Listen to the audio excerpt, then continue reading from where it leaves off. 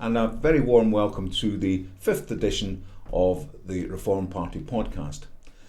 Today I'm going to go back to our usual format, having slipped Malcolm in last week, and the point of this is to showcase the kind of people that we have in Reform and to try to convince you that in the event that the polls come true and we are elected into government, that we have the people in place ready and willing to go. And today I'm going to introduce you to our Simon Evans from West Lancs. Hi again. Thank you for having me.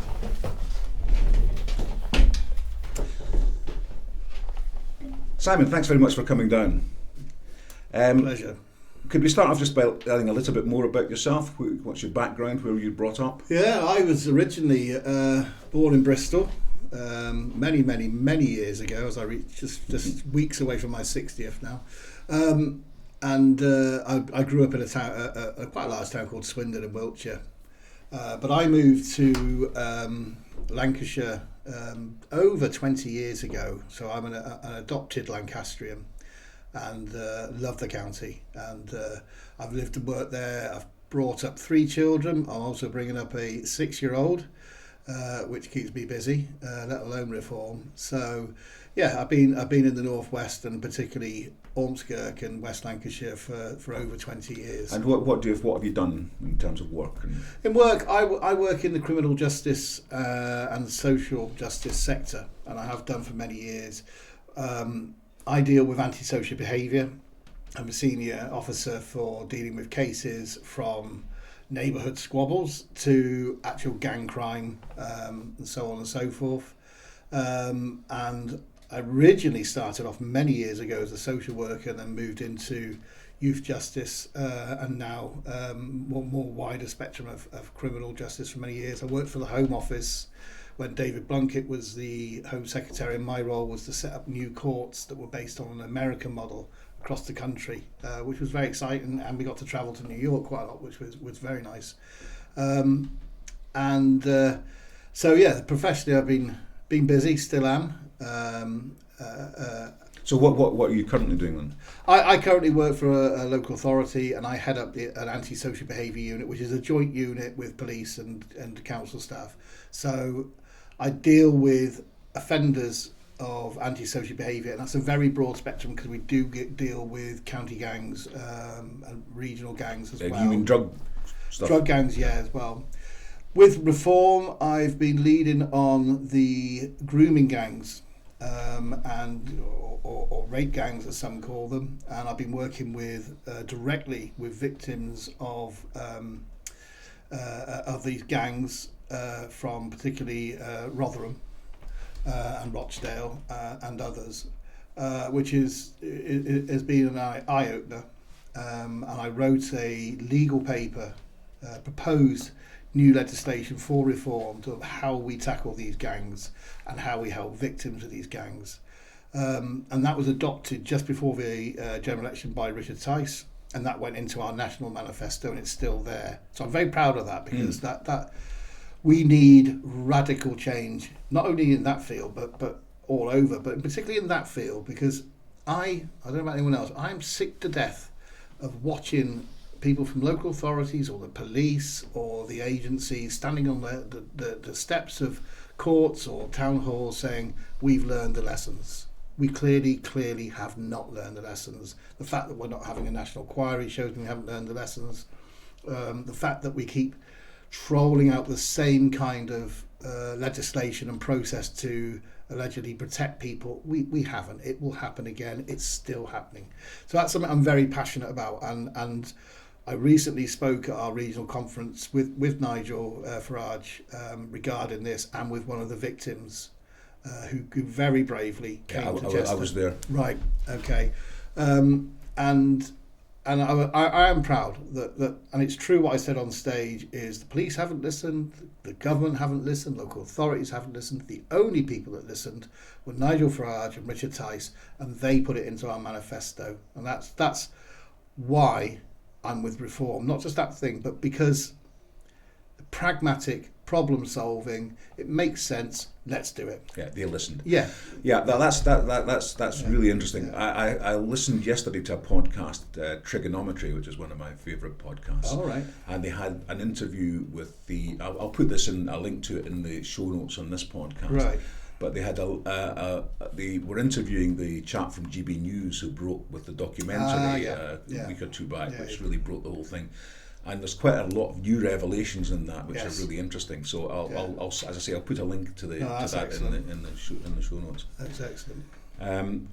So you've been working with the police and judiciary for quite a while. Yes. One of the things that's come up in the last few weeks to do with both the police and the judiciary is the fact that there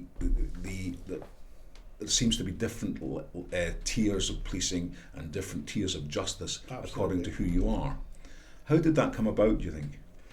Well, it's escalated since Labour have come into power, and escalated to a level that I never thought we would see.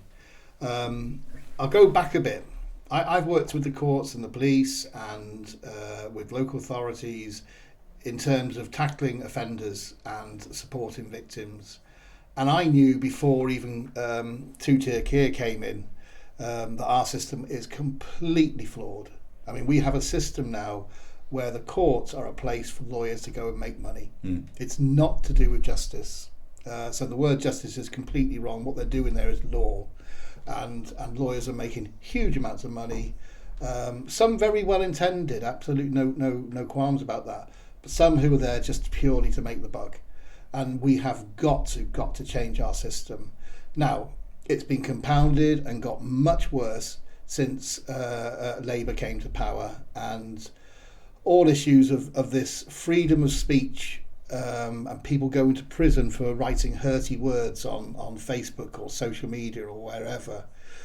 I totally get if somebody is saying, go out and burn down this mosque or go out and cause violence. Yeah, okay, absolutely should be held to account. But the majority of people who have been sent to prison haven't had that. They've just said their opinions, and maybe it might be things that people find offensive. Well, do you know what? In a world of freedom of speech, a country that's meant to be beholding freedom of speech, we should be able to say hurty words pretty much as we like, unless you're making it personal.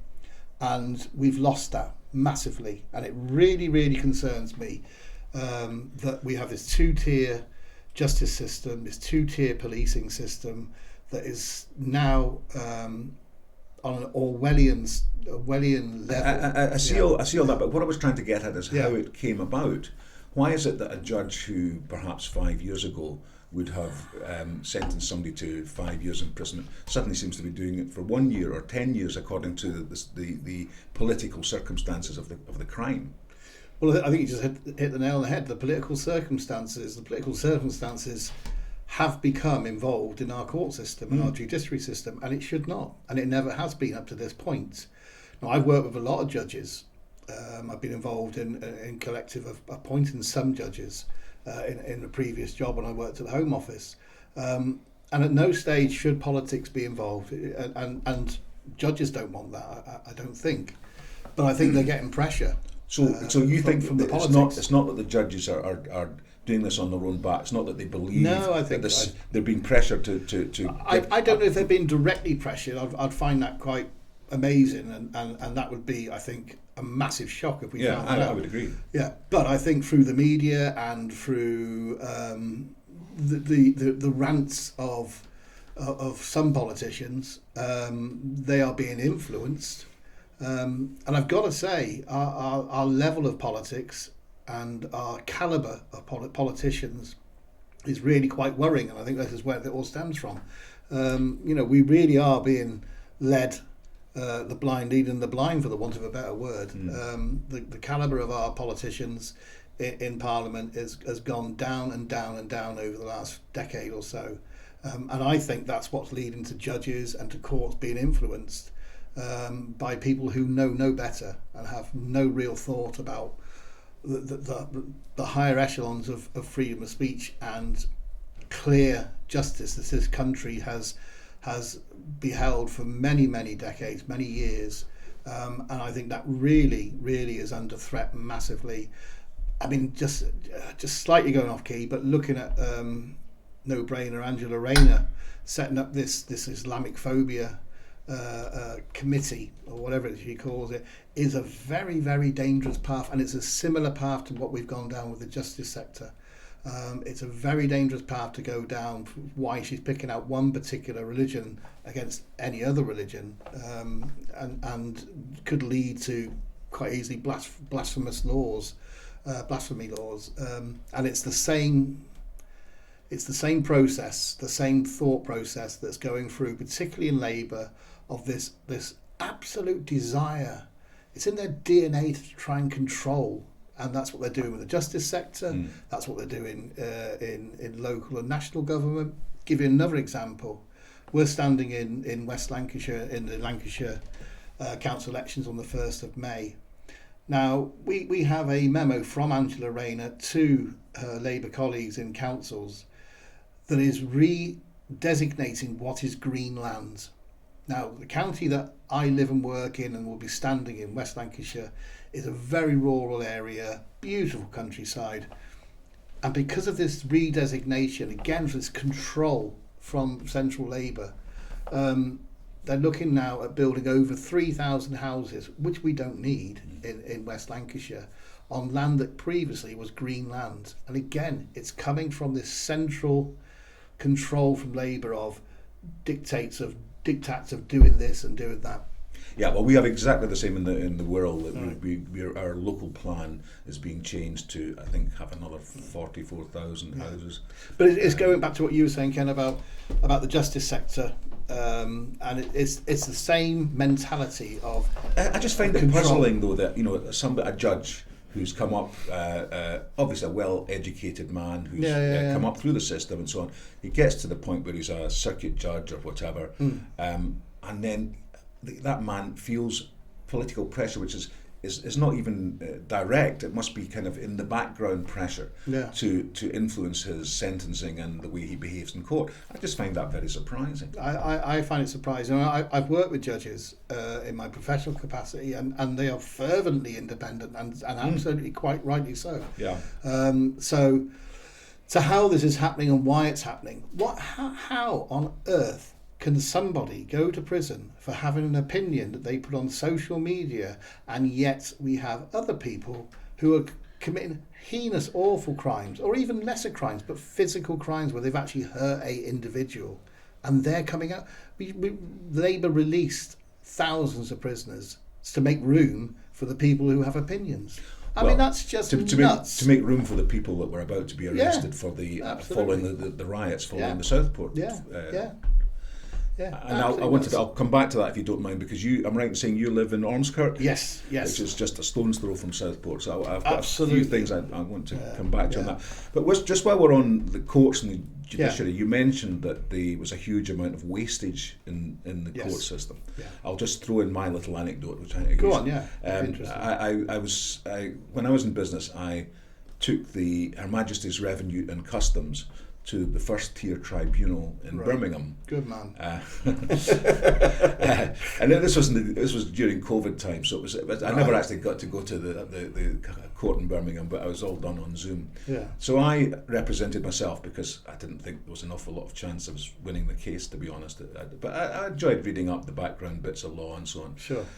So I ended up, as I say, in this court, and so there was the judge, there was two barristers who were being employed by HMRC, and the first question I got was, I got an email through that said, we're planning to set the court time for 2 days. Right. Will that be enough?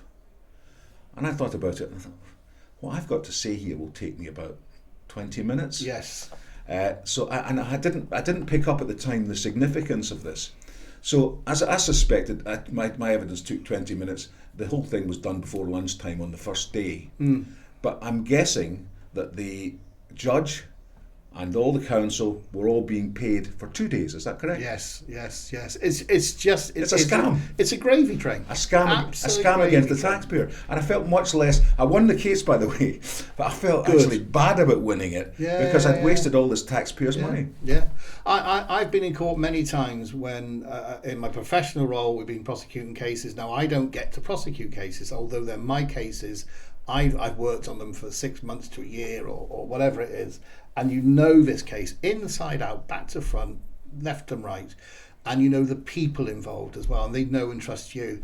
And then barristers are brought in and they say words. And I listen to these words and I think, well, I could say that. I know this case. I know it inside out. I can speak English. And they are paid telephone numbers. And you think, what on earth has that person come in for an hour to do that for? It's just a huge gravy train. And it's like many things. We've got this gravy train in the justice system. We've got this gravy train in local authorities and in councils, and that's one of the reasons that attracted me to reform. Because I'll be honest with you, I was a Labour voter 10 years ago or so, and then I was just in adrift for 10 years until I came across reform, and I just looked at it and I thought, this is common sense. This is what I've been saying.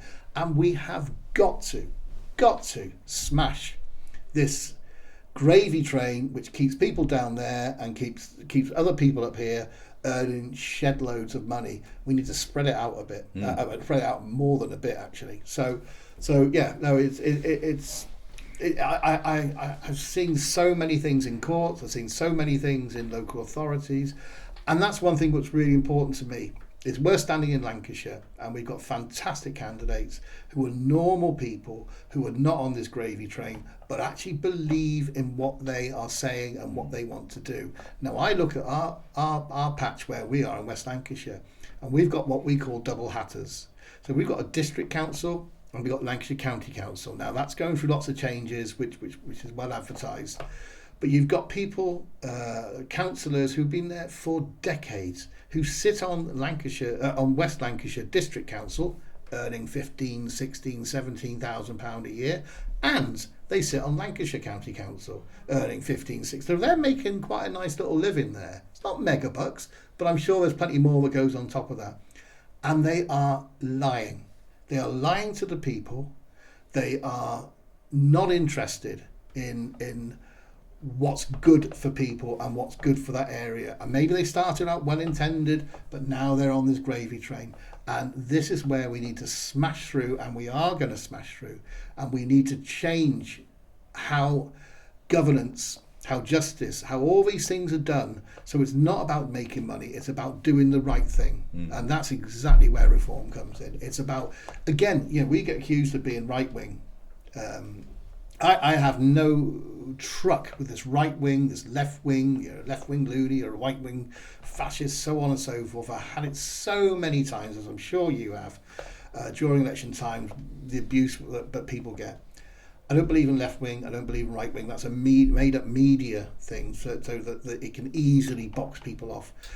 Same before, when I was no fan of Margaret Thatcher, but when she came up with the buying of your own council house, I remember thinking, I think that's a good idea.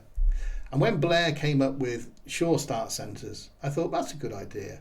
Now, does me agreeing with buying your council house make me right wing? No, of course it doesn't. Does me believing in Sure Start centres make me left wing? No, of course it doesn't.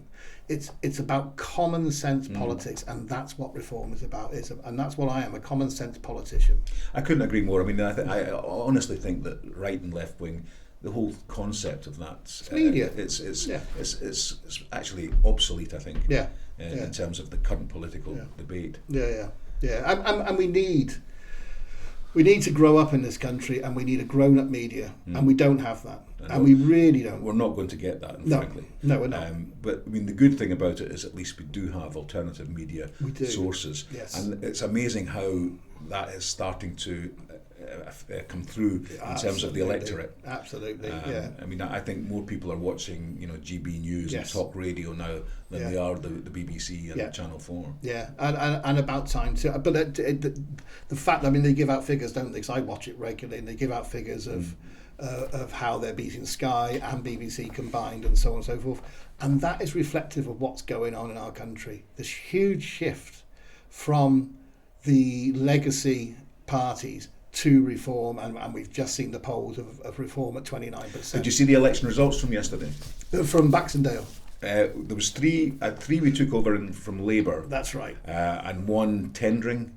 We won from the Conservatives. Yeah. I was looking at we had never stood there before. Right. So the first time we ever stood tendering by-election, we got 45% of the vote. Wow. Conservatives were down to 30. Yeah. It's all moving to reform, and the more and more people wake up to this common sense approach, the more people will start watching GB News, listen to talk radio, the more we'll start talking to reform, and the less. Because I had this through the general elections and the district council I'd stood in last year as well. The less people will call us racist, the less people will not understand or try not to understand. We'll always have a hardcore of Labour who don't like us. That's life. But people are starting to understand what we're about, and they're starting to realise we're not this right wing extreme part. We're absolutely nothing to do with that at all whatsoever. So yeah, you and I both know that. We do. I since I joined Reform, which is 2 years. That's all I've been in Reform, 2 years. And I've been to, as we were saying before, Doncaster Conference, Birmingham. I've been to regional events. I've hosted a conference myself, and so on and so forth. I have never met more common sense, intelligent, switched on, normal folk in all my life. Be that candidates, and no racists. No racists. Absolutely. I've not met one racist in my life. I said the other week on this Reform. podcast when the Channel 4 did the scoop, the gotcha thing on Nigel during the election campaign, where they got an actor in the film saying all sorts of stuff. Now, as I said, I knew at the time that could not be true. Yeah. Because I'd been already involved with Reform for a year or so, and of all the interactions I'd had with everybody I'd ever met, I'd never met a racist. No, I haven't. Not one. And it isn't racist, but what drives me crazy working in local government and national government as I have is the equality, diversity and inclusion nonsense that goes on. We love local authority, and this is something we are going to drive out of Lancashire immediately. Love to put everybody in boxes. Everything we do. If you've ever been to any council meetings, you'll know that every proposal, whatever it is, has got to go before it even gets going. Has got to pass two hurdles. It's got to decide whether or not it's got any impact on the equality legislation and also on the climate legislation. That's got to be answered before it. Exactly. I mean, I've worked for local authorities and for national government, and all the time they want to know: am I white? Am I black British? Am I Asian British? And of course, the even to ask those questions is offensive. racist. Yeah, it's offensive. This is what's so galling. But I always put down I'm mixed race. Now I'm clearly a white heterosexual British fella, but I put down I'm mixed race because, and they say no, you can't be, and I said I can. I said because this country has been invaded over the years by the French, the Germans, Italians, you name it. We're very mixed. So I just refuse to answer the question. But this is the point. And I saw Nigel speak about this. Who cares what sexual orientation you are, what colour you are, what creed you believe, what religion you are? We're interested in your character, and if you want to be here and contribute to this country, end of. Well, Trump seems to have made big strides in America. He's just swept the whole thing away in one go. Now, I wasn't a Trump fan 9 months ago, and then when I saw him doing those executive orders, I just thought, wow, isn't that fantastic? That is actual action there and then. So I just common sense stuff again as well. Brilliant. Yeah. Going back to West Lancs, you said that the council was full of appalling people, which is not unusual. They all are. No, that is. Is it at least solvent? Is it what? Sorry? Is it solvent? Well, good question. West Lancashire District or Borough Council, I think, may well be. But Lancashire County Council, which is, let's remember, we are standing for Lancashire County Council. We happen to be in the West Lancashire area of that. Lancashire County Council, we discovered just 2 days ago, has loans and debts of £670 million. Now, I mean, why on earth is any council borrowing that amount of money? Do you know what type of debts these are and who they're owed to? We're looking into it, but they're very concerned about the interest rates, which I'm sure they were quite pleased about the 0.25% drop. One of the investigations I've done in Wirral Borough Council Right. is to do with what they call lender option, borrower option loans. Yeah. Now, these were loans which were generally taken out back in the 2000s. Yeah. And I think I'm right in saying that Wirral's got 170 million, but Wirral's quite a small authority. We've got 170 million, but you say there's 670 million. That's a massive amount. I would be willing to bet that a lot. I mean, you can easily find out. There's a very good website where I'll say again. I'll put a link in the show notes to it. Yeah. But it explains the whole. It's quite an intricate and pretty nerdy subject, actually. I'm quite a nerdy fella, so go ahead. But it's worth looking into, because I still think these were basically missold to stupid directors of finance and local authorities all up and down the country. Yeah. And they've tried to challenge it previously in court. Various councils have said, these were clearly missold. I want to get out of the loan. And so far it's not been done, but I having looked at the law, and I think people have attacked it in quite the right way, so I still think there's some scope for doing that. Right. So I'll put the link to the global loan scandal in the show notes again, and you can have a look at it. But it'll quickly tell you just put in your council, and it will tell you exactly what loans you've got, who the money's owed to, what the interest rates are, etc., etc. Right. Well, once we're elected, one of our pledges is that we're going to initiate an immediate audit of the whole council, and not only are we going to find out the financial state of the council, which won't be difficult, but we're going to find out actually who is responsible for this as well, because it's, I said before, I mean, I was no Thatcher fan, but what we are going to go do is what she used to do, is go back to basic good financial management, good housekeeping, as she used to call it.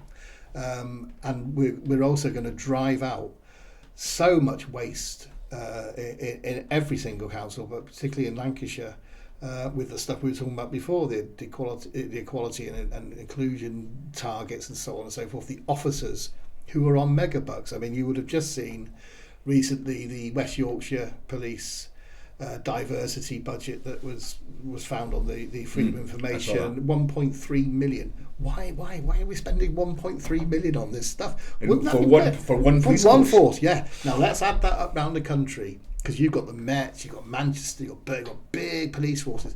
You're talking at least £70 million worth of money there. Which, and that's just the police. That's the tip of the iceberg. Yeah. We've put in requests in Lancashire for the National Health Service, same information, and for the local authority as well, to see what's going on there. There will be millions upon millions upon millions wasted. So coming back to that loan and to the debts that councils are getting in, there are ways and means of saving so much money. So you're saying you don't really know whether Lancashire County Council is solvent or not? No, and I don't think anyone does. Well, I think if you've got 670 million worth of loans, call it debts, whatever, because it is a debt, you're not solvent. I mean, I don't know if there are anyone anywhere near getting a Section 114 notice yet, a bankruptcy notice, but at 670 million, you're going to be fairly close. And it's just the wrong way to manage a statutory body. Getting a Section 114 depends on the auditor. They will have an auditor, obviously. It depends on the auditor coming up with a report that says, just a minute, you are now insolvent, and you're going to be insolvent. So therefore, well, Lancashire Council's budget is around nearly 1.1 billion. I mean, we're talking some big numbers here. If you've got loans of 670 million, then you're getting pretty close to being bankrupt, aren't you? I mean, if you just look at it at a personal level, if you're only you would 40,000, normally think that, but then the UK has got debt equivalent to the whole of its GDP. Well, and unfortunately, don't want to sound down and mopey, but that's going to get even worse. We will be bankrupt within a year. Yeah. I guarantee it. And I said it before the general election, during, and now. And I think I'm no mathematician, I'm no economist, but You just got to look at what Labour are doing. I mean, it's just ridiculous. They have no idea, these teenagers, of how to manage a budget, let alone a national budget. And we will be sadly bankrupt within the next 12 months. And that's at a national level. I think it's at a local level. So you think we're going to have to bring in, what, the IMF? I think there's two things. I think the UK government will have to go cap in hand to the IMF, to the World Bank, and help rescue us, because they've made an absolute pig's ear of this. And I also starting to believe that this is an intentional process to make us go bankrupt so that we can go to Europe. So Labour can go to Europe and say, can we come back in, please? Can you help us? And so I hope that's not true. I don't think Starmageddon and Rachel from Accounts are intelligent enough to have a plan, but maybe that is their plan. But we are going backwards financially, be it national government or local authority, and we can stop it. We can stop it, and we can turn it around. It is slightly worrying, and I get worried that they're almost doing everything so obviously wrong that it's deliberate in some way. And that is a concern, I think. I mean, I'm concerned about that. I mean, I'm not concerned that we can't bounce back. And we had Nick Goulding in here the other week, and he was saying, quiet chap. he was saying, don't worry. He said, the Germans bounced back after 1945 when the place was flattened and so on. We can bounce back given time. And I think he's probably right. So I think, assuming that as things are going, that we take over at the end of the decade, there should still be enough. And Nick was saying it's to do with the human capital, that the people of Britain, that there will be enough still there that we can recover. So it'll be interesting to see.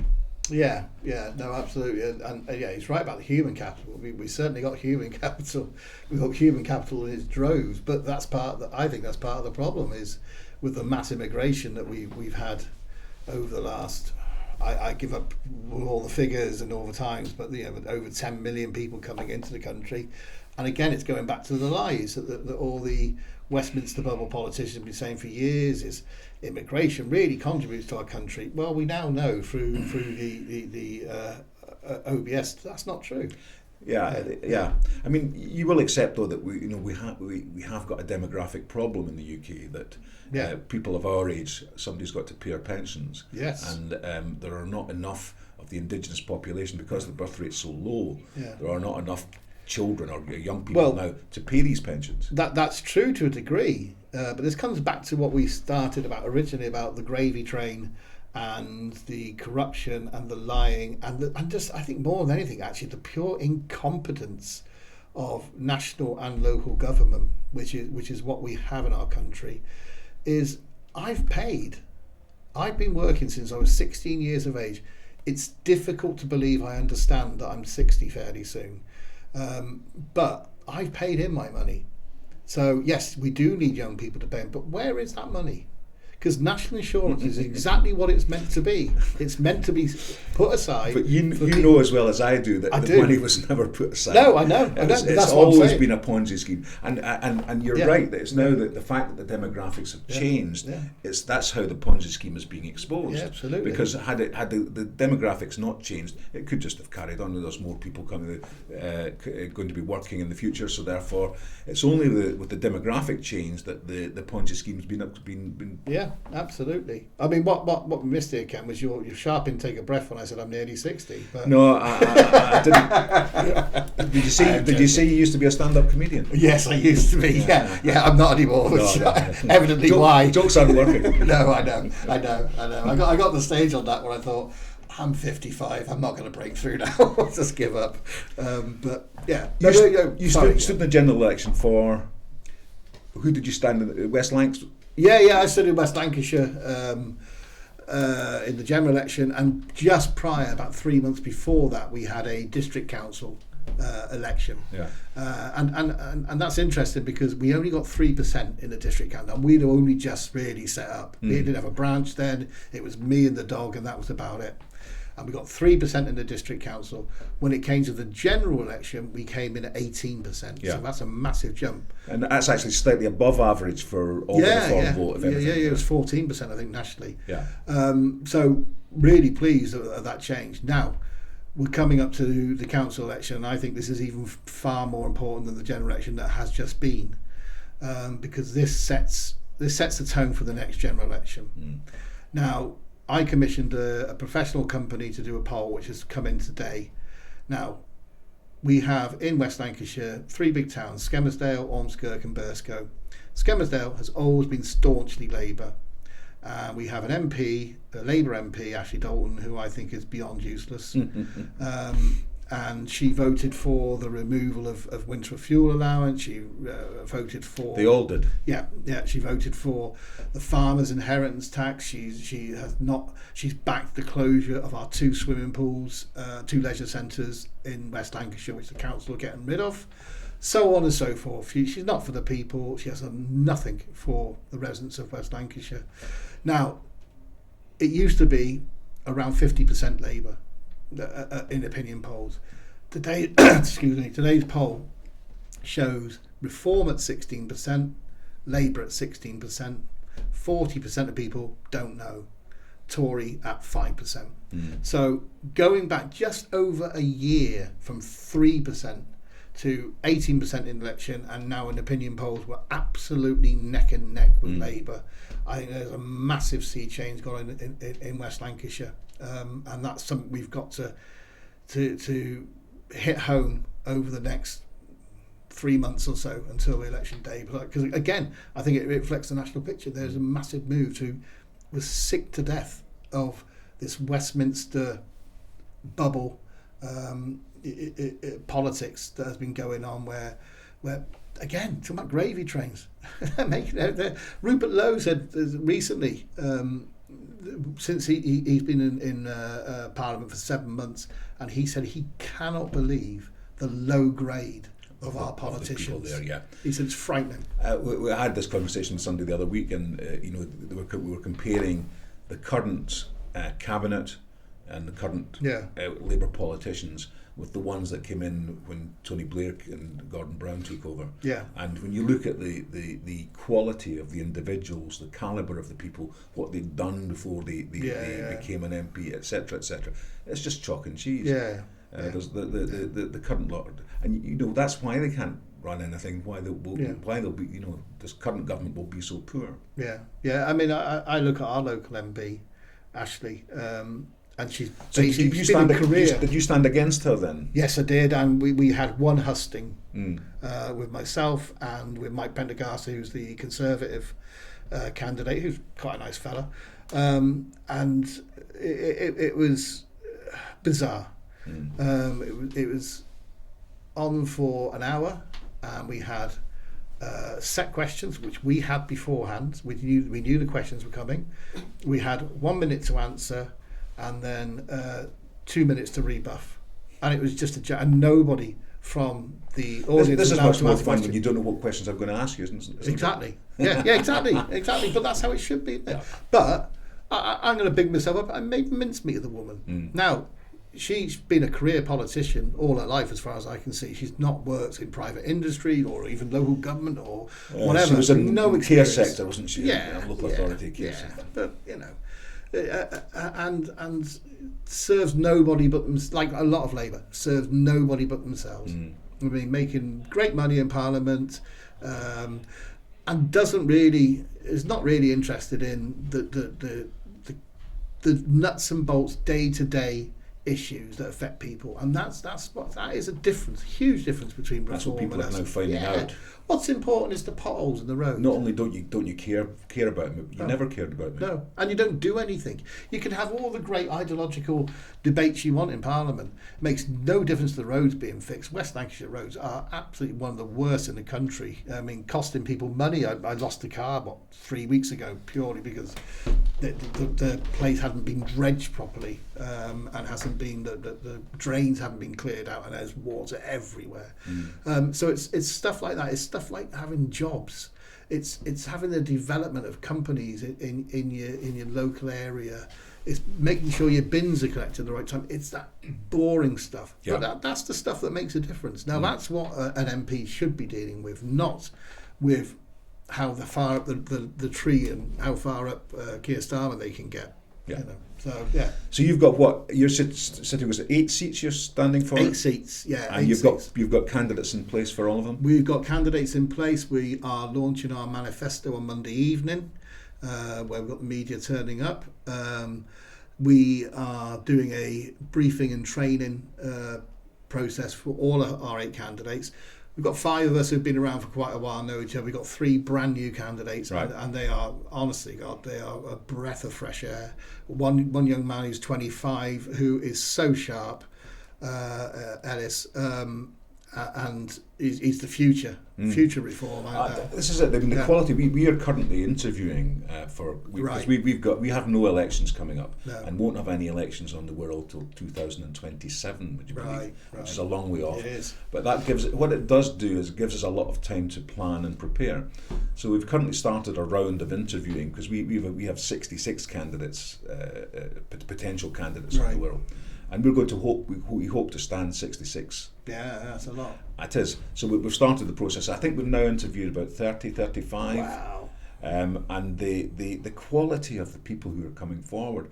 I was over there this morning, and I was the chap going out, and our guy said, "See that guy that just went out?" He said he's in charge of a firm of solicitors. He's got 100 staff. Yeah.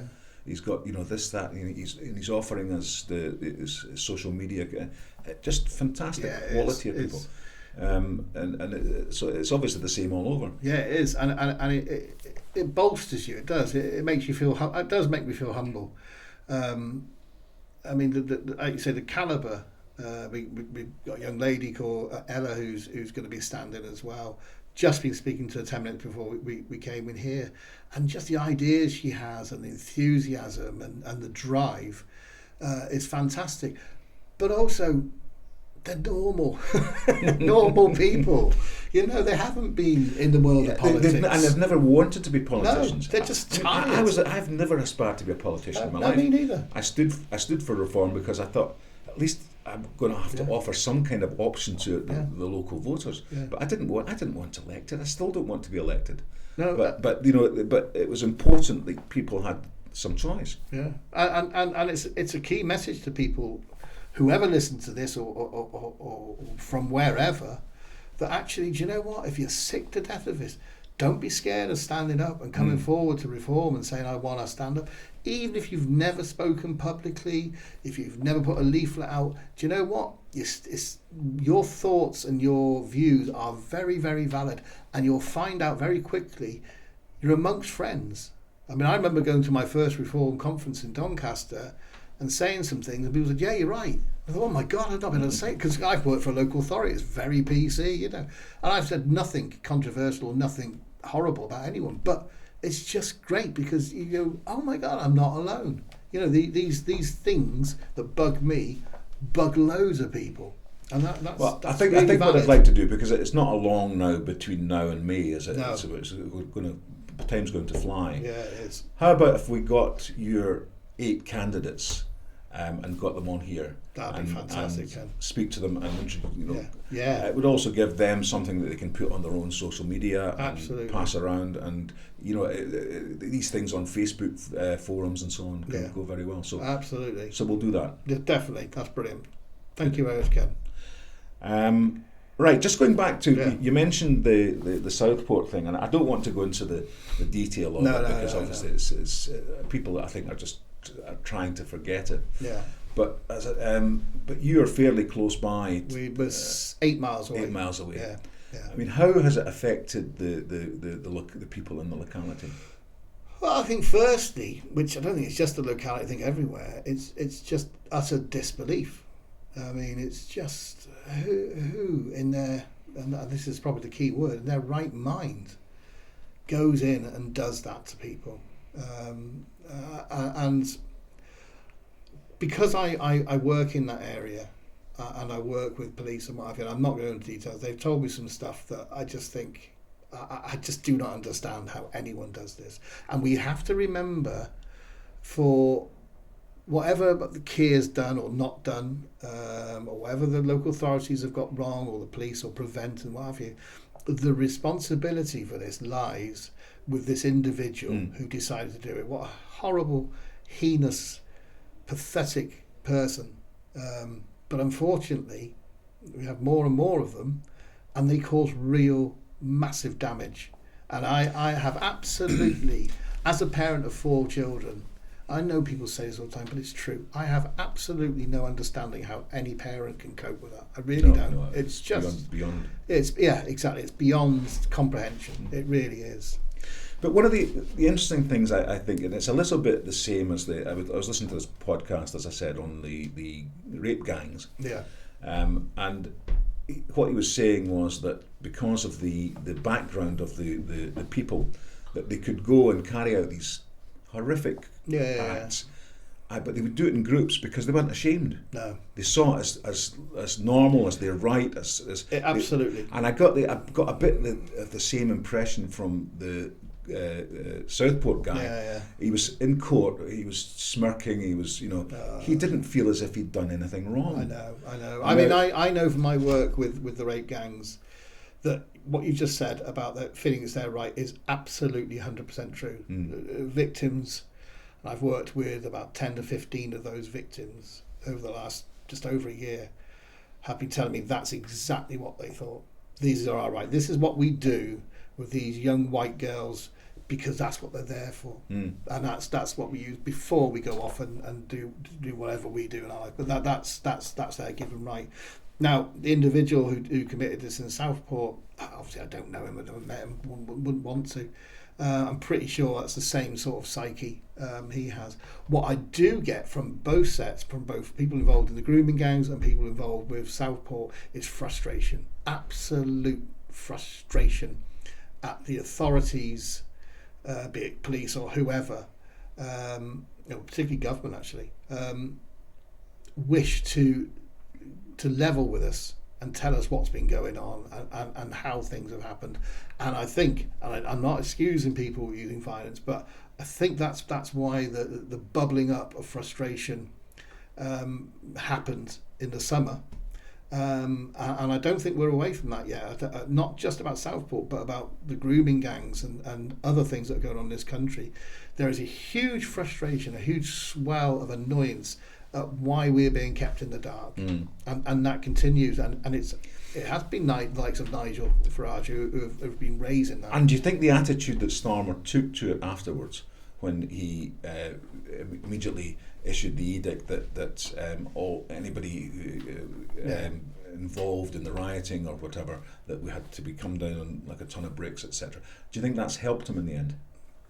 No, I mean I think the very fact that he was in Southport yesterday and none of us knew he was there, and he didn't advertise that he was in Southport, I think shows you how he thinks of it and how it's been perceived, because why wouldn't you let people know you were there? But he was there. All right, look, if people are rioting and they're smashing people and attacking the police, no, you've got to come down on that. But there's something that stinks.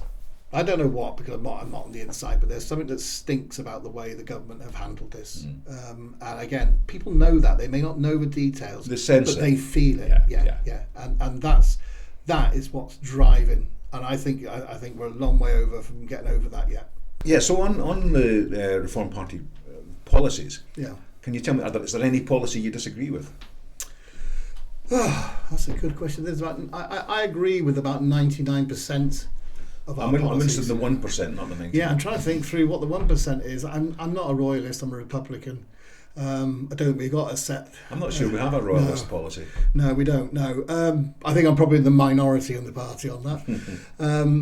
And also, again, I don't know, I think Nigel might have turned on this, is I'm not in favour of capital punishment. Right. And again, there isn't a policy on that. But again, I think I'm maybe in the minority on that.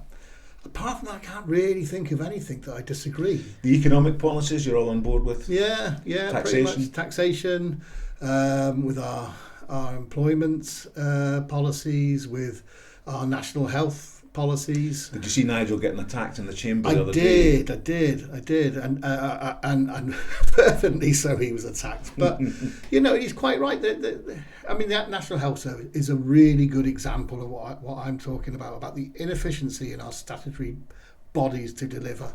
But we're not allowed to discuss reforming it. Yeah, exactly, because everyone says, "Oh, the nurses are angels," and they all clap hands, and that's the end of the debate. Yeah. Well, actually, people are still mentally banging their pots and pans together. Absolutely, yeah. We get very sycophantic about the National Health Service. It's such a we've got quite a few members locally who are nurses or ex-nurses. And I'll give you an example. During the general election, I had a phone call from a nurse at Blackpool Victoria Hospital. Why she phoned me, I don't know. I'm not in her patch, but anyway, she did. And she said, what's happened at Blackpool is all nurses have been, trainee nurses have been going through their training and are about to finish, and they're about to get their certificates and whatever it is they get to say, well done, you're a nurse now, off you go and get into the National Health Service. In the meantime, they brought in a management consultant who appointed scores of nurses for Blackpool Victoria Hospital who were from, I might get the place wrong, I think it was Manila or somewhere like that there. Yeah. And therefore, there were no jobs there for these people who were just coming out of their training. Well, I think I said in the podcast last week, and in fact, I've done a Freedom of Information request to the University Teaching Hospital in Liverpool. Right. Because exactly the same thing happened. A whole year's worth of nurses about to come out, and because the government had been giving them an extra £4,000 for every foreign nurse they employed, there was no jobs for them to go to. So these kids had gone through the nursing degree. The media says, we need more nurses. Yeah. And they'd gone through it all. Yeah. They'd racked up student debt. Yeah. And they now couldn't get a job in the profession. Yeah. No, I'll give you a perfect example of why reform is so good and so right. My mother, who would not reform, who died last year at 93, and that's obviously sad, but that's obviously fine. She's lived till 93, had a happy life, so on and so forth. She was one of the very, very first nurses into the NHS as a nurse and worked her whole life as a midwife. So 40-50 years as a midwife. And she said to me a few years ago, the reason, or one of the reasons the NHS has gone wrong, she said, is we used to train nurses on the ward with matron and so on, and sister and so on and so forth, and now they're university trained. And she said, yes, you have to have a little bit of theoretical, but where you really learn your job is in the hospital on the ward, and that's the common sense approach, and that's one of the reasons we've gone wrong. We got in West Lancashire, we've got a lot of nurses or quite a few nurses who are members, and they will tell me they're so glad to be out of it purely because of not because of the nurses and not because of the frontline staff, but because of the waste. And they are saying there's millions upon millions just in Lancashire, let alone everywhere else, which is wasted on management consultancy and managers and bureaucracy, and that has got to. So how do we get rid of that? We drive it out. We when we get a reform government, we say no more. We do what like Donald Trump has done. We just say no, you're not doing this. Do you leave the structure in place as it is, but then just work at chipping away at various bits of waste? Or? We get rid of the majority of managers, and we redirect that money to frontline services. Another example is how it isn't pragmatically being done in the NHS is the ambulances. Now we all know, because it's reported weekly, there's massive blockages on people getting out of ambulances, getting into hospital. So that's not a medical problem, it's not a money problem, it's a logistics problem. Absolutely. Yeah. And the only party that said we'll bring in logistics specialists to sort that out is reform. But look at what you have to do before you can sort it out, because the reason that you have ambulances queuing up at the front of A&E is because there's no beds for the people in A&E to use, so they've nowhere to put them. Like you see, they put them on trolleys in the corridors. But the reason there's nowhere is because upstairs in the wards, there's nowhere for the generally elderly people to go into to social care. There's no spaces for them. The councils can't afford to and so the whole thing gets blocked up. No. But I still cannot understand why they can't have a much simpler method of whereby the ambulance crew can get rid of their patient even if they are going into the corridor, because what happens when they go into the corridor, the ambulance crew has to stay with them and can't then go out on another job. It's just brainless. It's brainless. But also I take issue with some of the things that we're saying, because I can go two prime examples, and I bet this happens all over the country. A few years ago I got my jaw broken. I ended up having to go to Vizachary Hospital on emergency. What was the other guy like? The other guy, it was not between me and him. He was trying to hit someone else. I just happened to be in the wrong place. Anyway, it was fractured in 3 areas. I was in absolute excruciating pain. Wife took me to Ormskirk walk-in. They said, yeah, definitely broken 3 places. You have to go tonight to Vizachary because you have to have an emergency operation, which will be a 3.5-hour operation tomorrow morning. If we don't do this now, you're in trouble. So, got to Vizachary Hospital. I'm in absolute excruciating pain. I've never fainted in my life, but I was so near fainting because of the pain. I waited, I think, about 5 hours. They knew I was there. They said, yes, the bed's ready for you. All we're waiting for is a porter to take you up. So, when I eventually did collapse in pain, my wife said, enough of this. And she walked up to the ward where I was going to be put. And they said, we've been waiting for you for hours. She said, well, we've been waiting for a porter. She said, I'll bring him up myself. There's only one thing in the lift, one floor. We went up to the ward. I went onto the ward. There was a ward of about 6-7 beds. There was one bloke in the corner, and there was me. So it wasn't space. It was this ridiculous bureaucracy in between sort of thing that just, and that's where the blockages are. My mother-in-law, who's been very ill. We were converting, or about to plan to convert, our garage so that she could live next door to us.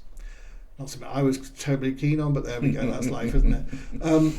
But then the staff on the hospital, because she was in the hospital at that stage and she'd been there far too long, she didn't need to be in hospital, got wind of this. And they thought we were after her money. Now, if you met my wife, she adored her mum. There's nothing further from the truth. So they slapped on what they call a doles on her, which means that we then couldn't access the money from her account, which she'd put aside for this particularly to convert the thing. So she stayed in hospital for months and months because they took away your liberty. Now, it's those sorts of things we have to get, because that and did you have power of attorney? No, once you've had a doles put on you, that's it. Right. You haven't got any control over your parents. So even if you have got power of attorney, when they put that on, you can't get it. Yeah. You can't. If you've got a doles on you, then you can't. And they do it all the time, all the time. But is that that blocks? But we said all we are is a family with a daughter who adores her mum, who wants to look after her. Now, she hasn't got a broken leg or anything, but she's old and she's getting frail and whatever. So the best place she could be is right next to her daughter. But they stopped that from happening. Now it's that kind of nonsense that we, as a reform government, just need to say, no, we're not doing that anymore. We're not doing that. Actually, if you're waiting in A&E for 4 or 5 hours, actually you should be in a bed within 20 minutes. There's so much waste, so much incompetence, so much bureaucracy in not only the NHS and the police and local, particularly in local governments, and I know inside out about huge amounts of millions, if not billions, of money that we are wasting. Well, one thing I talked about, I mean, assuming that whenever 2027 that we get our councillors into Wirral Borough Council, supposing we have control of Wirral Borough Council, what would we do with it? So I think probably the first thing I would suggest is that we look at every department and we give the assistant director notice. And then you wait, do that, get rid of them. Then wait 6 months and see if anybody notices. Yes. Well, I work in local authority. I've done for many years, and I don't enjoy it, but needs must. And I noticed over Christmas, where I work, we closed down. Apart from the emergency teams and what have you, but the majority of the council, 95% of it, closes down. No one misses a thing, and it's the same when you go on holiday. No one misses a thing because there is so much utter waste going on in local authorities. People who've been there for decades, who get lovely golden handshakes and off they go, and you think you've achieved nothing in your time. Absolutely nothing. So we, as when we get into Lancashire Council, that's something immediately we'll be looking at doing is getting rid of that complete waste. We will be saving at least £5 of every £100 that's spent. I mean, another example. I think it can be much more than that. I think it's much more than that. But we're starting off conservative. I don't want to use that word, but we're starting off because it's a very small city. And the other thing we're looking at is Ormskirk Hospital has a purpose-built accident and emergency department, and it's not been open for decades. And that then puts pressure on Southport, it puts pressure on Fazakerley, so on and so forth. It doesn't serve Skelmersdale, it doesn't serve Ormskirk, it doesn't serve Burscough. Well, we will be pushing, I know we haven't got control of the NHS, but we will be pushing, if we were in charge of Lancashire Council, to get that reopened. It's common sense again, it takes pressure off other hospitals and it serves the people properly. You don't have to travel 20 miles down rubbish roads to get to Southport or to Fazakerley. They are rubbish roads, by the way. They are awful. And also when you go to Southport, blocked a lot of the time because of traffic. But these are again the pragmatic solutions that we're going to put in place. You've got a council in Sefton which looks after Southport. Yeah. They can't even refurbish the pier. No, I know. It's just beyond. Local authorities are beyond ridiculous. And I said to Nigel Farage recently, if we come to government and I'm elected as an MP, I said, you're looking around for cabinet posts. I said, I want one of the most unsexiest things. I want local government, please. So I want to come back and I want to do it. But let's get our councillors elected and let's sort local government at a local level. Absolutely. Let's just, let's just bring some pragmatic solutions to local authorities, and let's just cut out this millions of waste that is going on, and it really is. And do you think there's going to be a big uplift in council taxes? And guarantee it. Guarantee it. Well, we're already seeing it. We've got Rachel from Accounts and Angela Rayner raising I think it's 7 local authorities already from in between 7.5 and 10%. Yeah. I mean, I can understand it from a local authority point of view. What other options have they got? They're not getting money from central government. But the only option they've got is to raise their council tax, which is completely and utterly wrong. What we've said is if we got into Lancashire County Council and we were in control, or at least the broker between two other parties, we would freeze council tax at its current rates of 5% now for the next 5 years, and we will make substantive savings. What within that budget to improve things? Yeah, absolutely. But also just cut so much waste, and there is. I mean, I know from my experience there are many people walking around with clipboards who'd achieved nothing. Well, one thing I've discussed before here is that in many cases, a lot of the actual councils, you don't often actually meet a council worker. Because everything virtually is outsourced. So all the councils are doing is setting contracts to enable work to be done. Again, my idea would be don't have the council involved in that. Get a third party to set the contracts. Somebody that knows what they're doing. Yeah, absolutely. And I know from my own experience, I'm a person who works on the ground, face to face with the public to solve antisocial behaviour and so on and so forth. I have, I think, 6, maybe 7 line managers above me. Why do I need 6 or 7 line managers above me? You just don't. No. So let's cut that, and put, again, it's the same as the NHS. Put that under frontline services. That's where people need it. Is pragmatic solutions.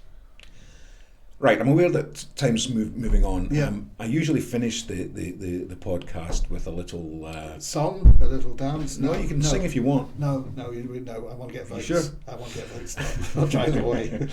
A little game where what I've been doing is giving people a subject and a question, and say a question that can be answered either yes or no, and ask them to do it. Okay. But I think I'm going to change it a little bit today. Okay. I thought in case you'd been preparing for it. So what I'm going to do is give you a couple of policies, and say that you can only enact one of them.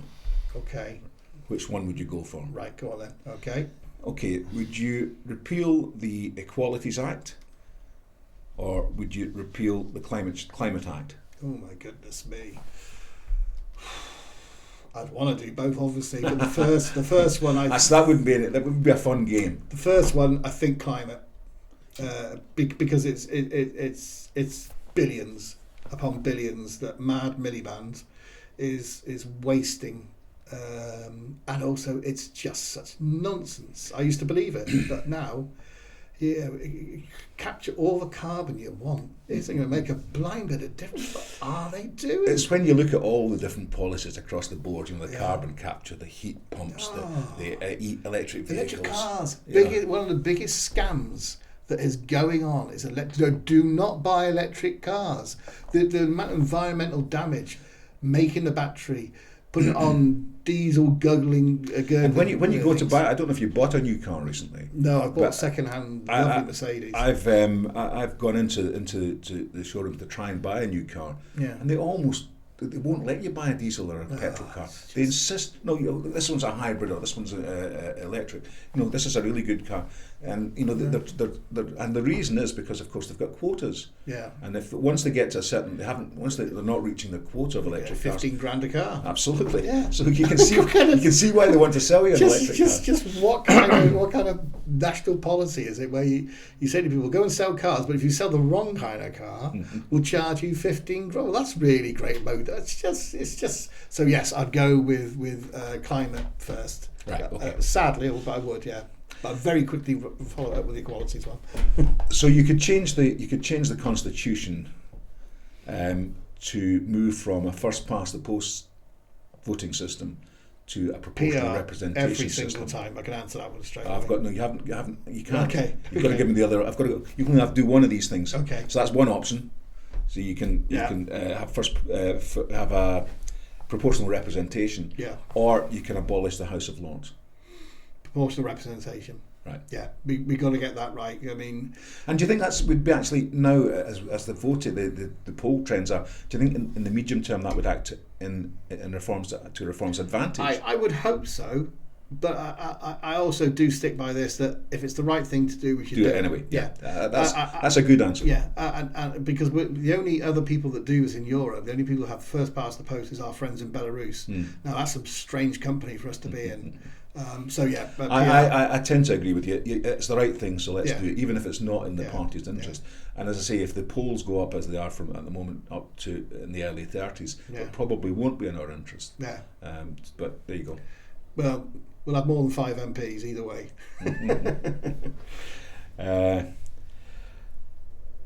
Right.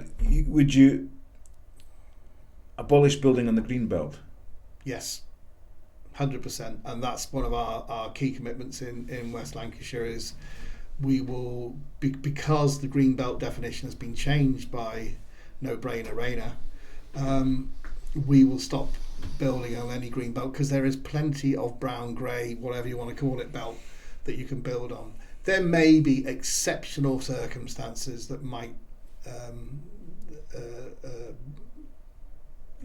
be the accepted rule, but in general, no. We live in a gorgeous part of the country, and we have lovely land. And once it's gone, it's gone. Yeah. So no, we're dead against building on green land. The final one, which is one of my pet ones, would you? I've abandoned my game now because I can't. But okay. Would you abolish the Arts Council? Do you know, I've never thought about it. I'll give you 30 seconds. Well, I've got to say, I don't know enough about it to say yes or no. I would need to find out more. Is the honest and truthful answer. So you tell me, Ken. I always ask it because it seems to me to be the most obvious thing that we waste money on, in my view. Because I don't know, I'm from a kind of arts background. Oh, yeah, right. And what you find with good art is that it will be produced. It will get through. It doesn't need a subsidy. Yeah. And all the Arts Council does is subsidise art. Yeah. Now, inevitably, it subsidises arts. The art that the Arts Council decide is art, and so therefore it's somebody's definition of what is art that they're pushing. So it creates terrible art, terrible plays, terrible concerts. Everything's terrible about it. Yeah. So that's one of my hobby horses. Right. Okay. Well, I've never thought about it. Now I have. I would. Yes, I'm with you, Ken. I would slash it immediately. That's a great answer. Listen, Simon, it's been a pleasure. Thank you very much for coming down. Thank you. I appreciate it. And as I say, we'll be in touch with regard to getting the rest of your troops in. Thank you very much, Ken. It's been great. Cheers.